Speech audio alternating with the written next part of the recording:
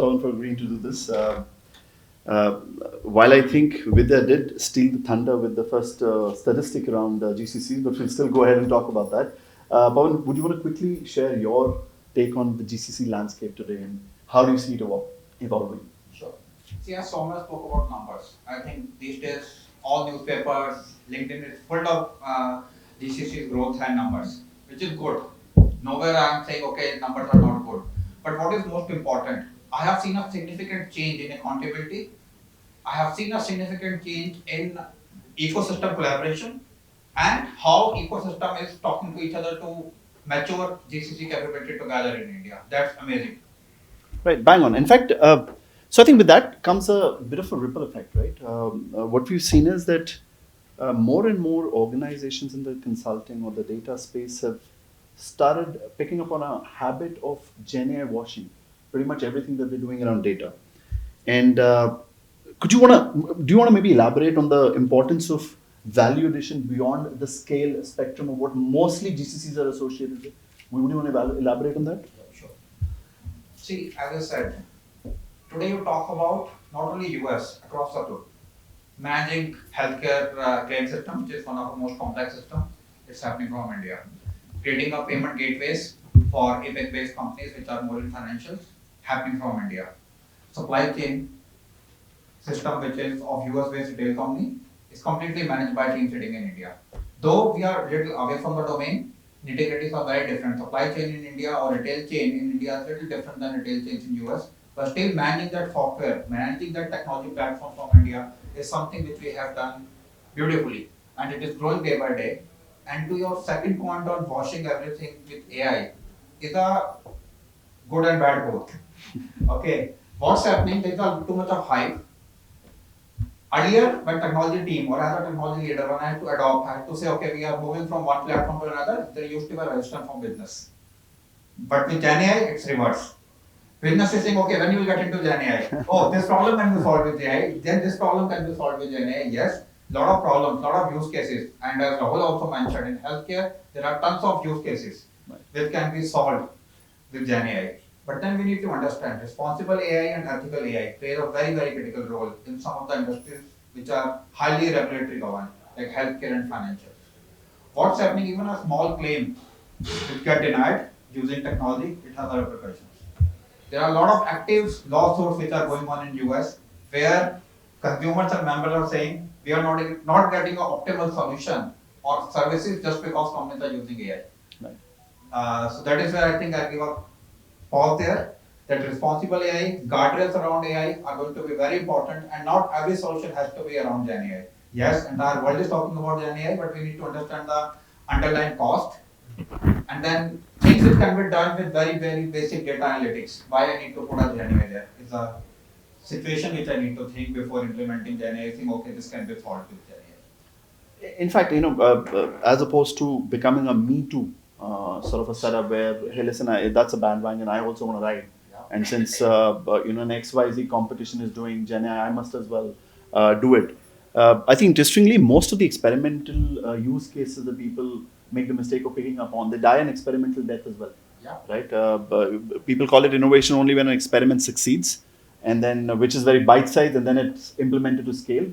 That's when people decide the business outcome of it. But more and more interestingly, what we've seen is that while you set up these pods to sort of work on these innovation, what are the key metrics that you want to sort of one, you mentioned trust, one you mentioned reliability, one you mentioned relatability as well. Anything else that must be set as a clear KPI for these pods when you're setting it up? So most important is business impact and the value which we are trying to deliver.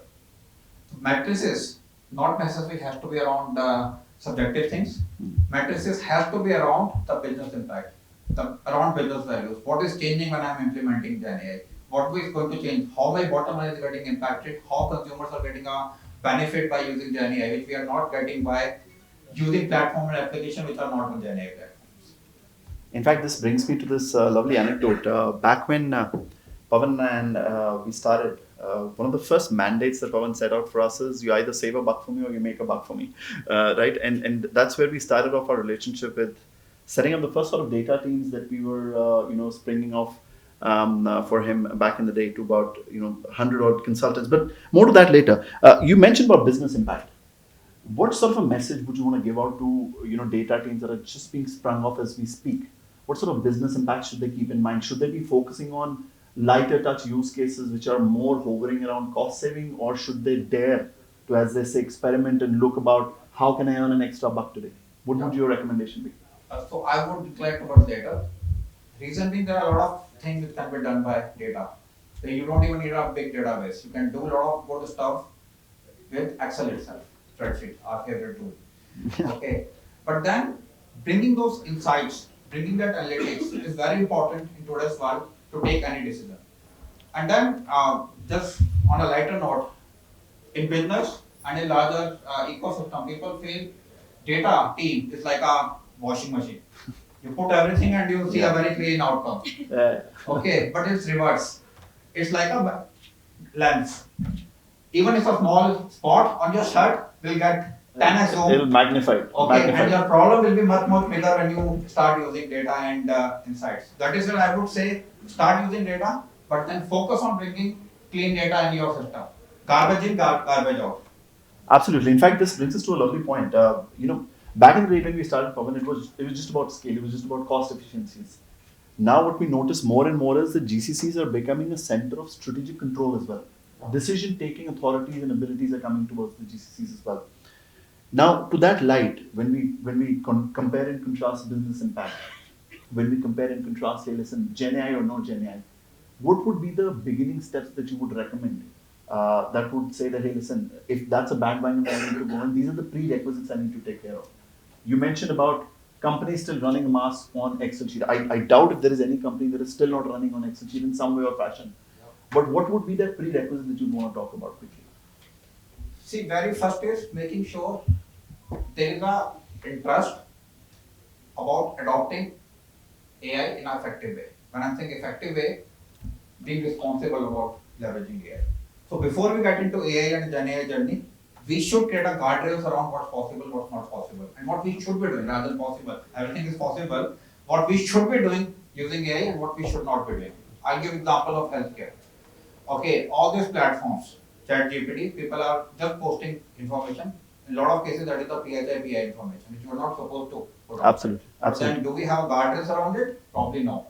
So what we as an enterprise did it, rather than giving access to our employees to ChatGPT on our office network, we said we'll create a wrapper on ChatGPT which will automatically protect. The moment you try to put PHI information, it will be restricted. Rest, you are free to do whatever you want to do. So that is, I think, very, very important thing is guardrails around protecting healthcare information, which is most critical. And by the way, from stats point, in data breach, healthcare data are most expensive, like 4x than any other data. Absolutely. So protecting healthcare data is very important. So by that virtue, we've been doing a good job for the past 4 years, just FYI. But no, I mean, more to that, I think we have the privilege of working with some of the biggest leaders in the space of data. One such leader who happens to be on an advisory as well, about 28, 30 patents in the space of data. He sort of replicated, which he liked to call as the Ashtang approach of data to AI pivot. Would love to talk more about that. I see that we are just running out of time.